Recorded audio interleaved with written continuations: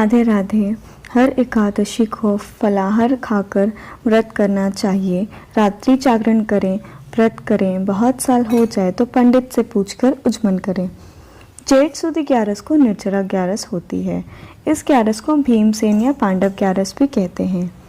भीमसेन व्यास जी से कहने लगे कि हे पितामह, भ्राता युधिष्ठिर, माता कुंती, द्रौपदी, अर्जुन, नकुल और सहदेव आदि सब एकादशी का व्रत करते हैं और मुझे भी करने को कहते हैं, परंतु महाराज मैं उनसे कहता हूँ कि मैं भगवान की शक्ति पूजा आदि तो कर सकता हूँ, दान भी दे सकता हूँ, परंतु भोजन किए बिना नहीं रह सकता। यदि वर्ष भर में कोई एक ही व्रत हो तो वह मैं रख सकता हूँ, क्योंकि मेरे पेट में वृक नाम की अग्नि है। मैं भोजन किए बिना नहीं रह सकता। भोजन करने से वह शांत रहती है, इसलिए पूरा उपवास तो क्या, एक समय भी बिना भोजन किए रहना कठिन है मेरे लिए। अतः आप मुझे कोई ऐसा व्रत बताइए जो वर्ष में केवल एक बार ही करना पड़े और मुझे स्वर्ग की प्राप्ति हो जाए। यह सुनकर व्यास जी कहने लगे कि जेठ मास की शुक्ल पक्ष की जो एकादशी आती है उसका नाम निर्जला है। इस एकादशी को व्रत करो। इस एकादशी के व्रत में स्नान और आचमन के सिवा जल वर्जित है।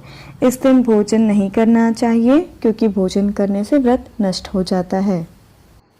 वर्ष भर की एकादशी का पुण्य लाभ देने वाली इस कथा को जो मनुष्य भक्ति पूर्वक सुनता है या पढ़ता है, उसे निश्चय ही स्वर्ग की प्राप्ति होती है।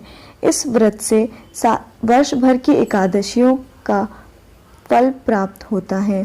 कैसे भी पाप हो, हर पाप से मुक्ति मिलती है। दशमी की रात्रि से द्वादशी के सूर्योदय तक इस व्रत में जल ग्रहण ना करें। इस दिन सुबह स्नान करके विष्णु जी की पूजा अर्चना करें, पुष्प चढ़ाएं, आरती करें, विष्णु सहस्त्र नाम का जाप करें, ओम नमो भगवते वासुदेवाय का जाप करें और फिर व्रत का संकल्प लें। इस दिन बिना खाए पिए व्रत करो, जल भी ना लो। इतना नहीं हो सके तो फल तथा दूध ले लो।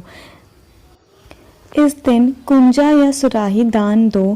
कुंजा में जल भरकर साफी या ढक्कन से ढककर ढक्कन में शक्कर और दक्षिणा दो, उस पर आम रखकर फल दो। ब्राह्मणों का आशीर्वाद लो।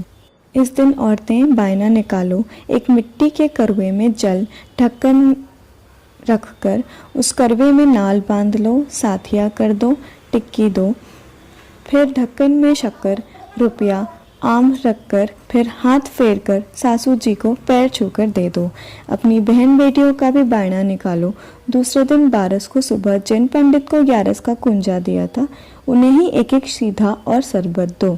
इस व्रत के दिन व्रत करना, पूजा अर्चना, दान करने से वर्ष भर की एकादशी का पुण्य प्राप्त होता है।